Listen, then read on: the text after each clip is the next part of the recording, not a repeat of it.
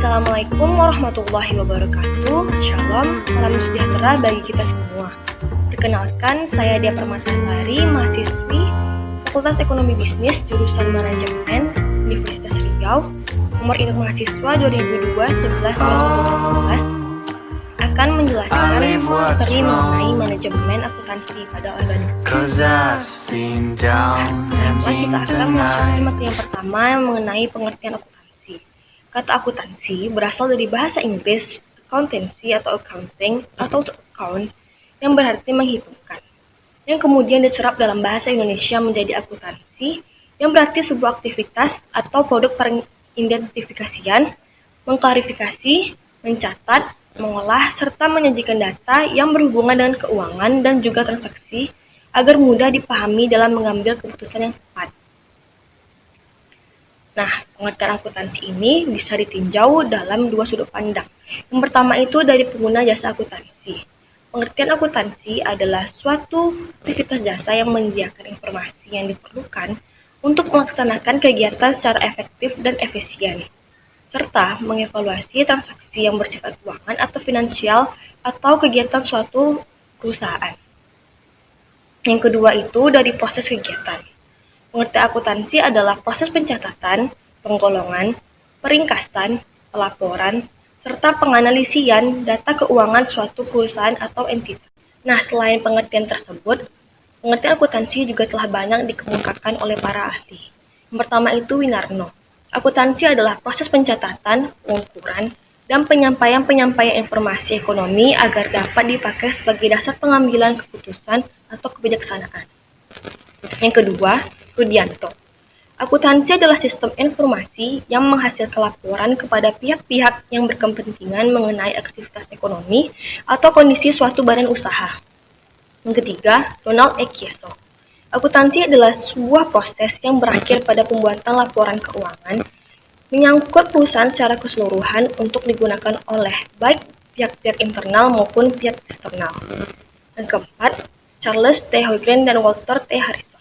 Akuntansi adalah sistem informasi yang mengukur aktivitas bisnis, memproses data menjadi sebuah laporan, dan mengkomunikasikan hasilnya kepada para pengambil keputusan. Selanjutnya, ruang lingkup akuntansi. Ruang lingkup akuntansi secara sederhana meliputi sebagai berikut. Yang pertama, akuntansi keuangan, yang berhubungan dengan masalah pencatatan transaksi suatu perusahaan dan penyusunan berbagai laporan keuangan secara berkala.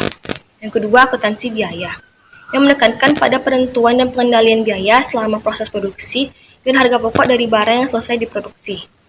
Yang ketiga, akuntansi manajemen, yang menggunakan biaya histori taksiran guna membantu manajemen di dalam menjalankan kegiatan dan perencanaan. Yang keempat, akuntansi perpajakan, yang menekankan pada penyusunan laporan keuangan berdasarkan peraturan perpajakan dan perencanaan transaksi dengan mempertimbangkan efek pembayaran pajak. Yang kelima, sistem akuntansi, yang menyangkut masalah perencanaan prosedur, metode, dan teknik untuk mencatat dan mengolah transaksi perusahaan.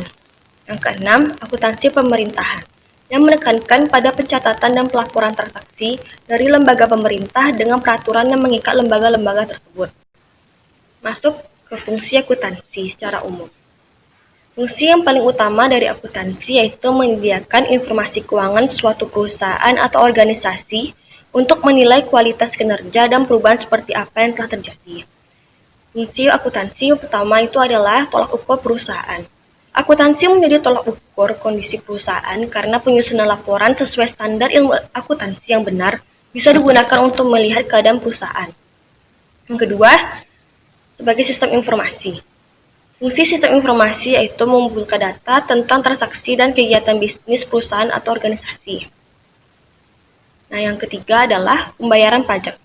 Untuk menghitung besaran pajak perusahaan diperlukan ilmu akuntansi untuk menyusun laporan keuangan yang menjadi dasar perhitungan pajak berdasarkan laba tahunan pada akhir tahun. Selanjutnya adalah pendeteksi penyalahgunaan. Ilmu akuntansi juga bisa digunakan untuk melacak, mendeteksi, dan mencegah penyalahgunaan dana di sebuah perusahaan atau badan usaha serta pemerintahan. Nah, yang kelima adalah penetapan aktivitas perusahaan. Laporan keuangan yang telah rampung dan tersusun dengan baik akan memuat posisi harta, kewajiban, dan modal perusahaan. Semua data harus dibuat sesuai standar SOP akuntansi yang benar dan akurat sehingga bisa menjelaskan kondisi keuangan perusahaan. Yang keenam, memperoleh tambahan modal dari pinjaman bank. Jika sebuah perusahaan ingin memperoleh tambahan dari pinjaman bank, maka salah satu cara pengajuan pinjaman yaitu laporan keuangan perusahaan. 7. Memudahkan pembukuan. Perusahaan membutuhkan ilmu akuntansi yang sesuai dengan peraturan agar kondisi keuangan bisa terlacak dengan baik, terutama dari segi pembukuannya. Yang kedelapan, untuk menghitung laba atau rugi perusahaan. Badan usaha atau perusahaan pasti didirikan untuk mencapai keuangan yang sudah ditargetkan pada setiap tahunnya. Sehingga akuntansi dibutuhkan untuk mencatat semua transaksi keuangan sekecil apapun sehingga semua kegiatan yang telah dilakukan oleh perusahaan dapat mencapai target terlihat dengan jelas. Dan terakhir, atau yang kesembilan, yaitu pengendalian investor. Untuk menarik investor agar menanamkan modal, maka laporan keuangan harus baik agar investor mudah untuk melihat kondisi perusahaan.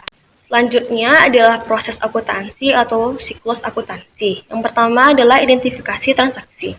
Transaksi akan dicatat dalam berupa bukti seperti faktur, memo, dan lain-lain. Yang kedua, analisis transaksi. Setelah mengidentifikasi transaksi, akuntan harus menentukan pengaruhnya terhadap posisi keuangan. Dapat menggunakan persama matematis, aktiva sama dengan kewajiban tambah ekuitas. Yang ketiga, pencatatan ke dalam jurnal. Setelah dianalisis, informasi transaksi dicatat ke dalam jurnal secara berurutan berdasarkan kronologis transaksi. Yang keempat, posting ke buku besar. Buku besar adalah kumpulan rekening-rekening pembukuan yang masing-masing digunakan untuk mencatat informasi tentang aktiva tertentu. Yang kelima, penyusunan neraca saldo. Neraca saldo adalah daftar saldo rekening-rekening buku besar pada periode tertentu. Yang keenam, penyusunan jurnal penyesuaian. Jika pada akhir periode akuntansi terdapat transaksi yang belum dicatat, atau ada transaksi yang salah, maka dicatat dalam jurnal penyesuaian. Yang ketujuh, penyusunan neraca saldo setelah penyesuaian.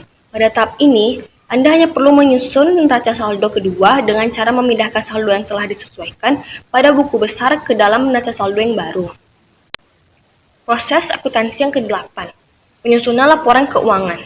Laporan keuangan disusun seperti A. Laporan laba rugi untuk menggambarkan kinerja perusahaan. B. Laporan perubahan modal untuk melihat perubahan modal yang telah terjadi. C.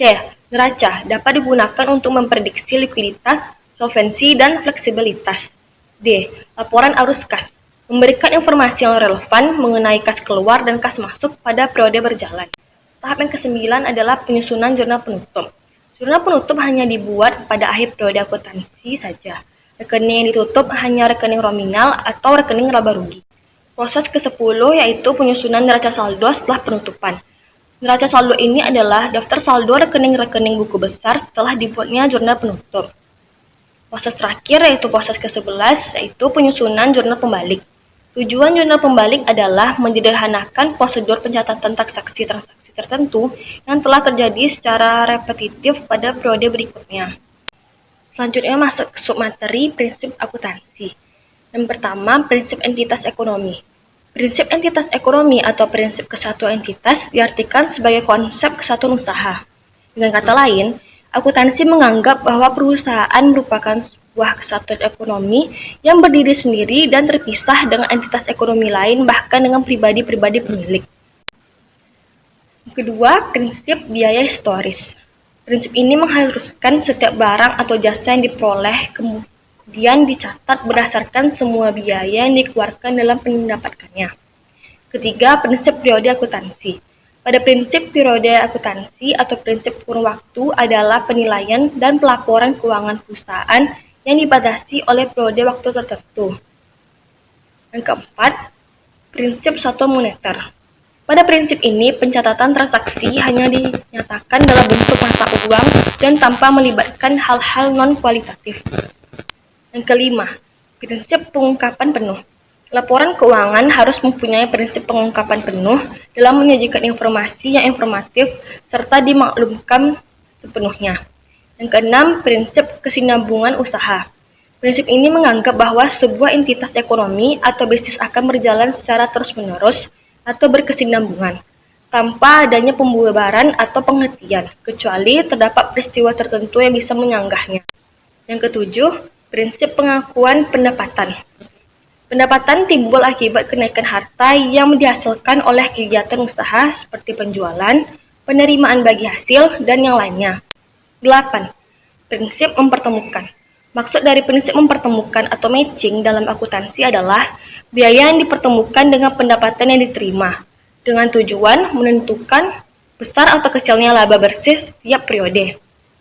Yang kesembilan, prinsip konsistensi. Prinsip konsistensi diartikan sebagai prinsip akuntansi yang digunakan dalam pelaporan keuangan tetap dan digunakan secara konsisten atau tidak berubah-ubah metode dan prosedur. Terakhir yang ke-10, prinsip materialitas. Prinsip akuntansi mempunyai tujuan untuk menyeragamkan seluruh aturan. Demikianlah yang dapat saya sampaikan mengenai materi manajemen akuntansi pada organisasi bisnis. Semoga teman-teman dapat mengerti apa yang telah saya sampaikan. Terima kasih atas perhatiannya. Lebih dan kurang dari saya mohon dimaafkan. Billahi taufiq wal hidayah. Wassalamualaikum warahmatullahi wabarakatuh.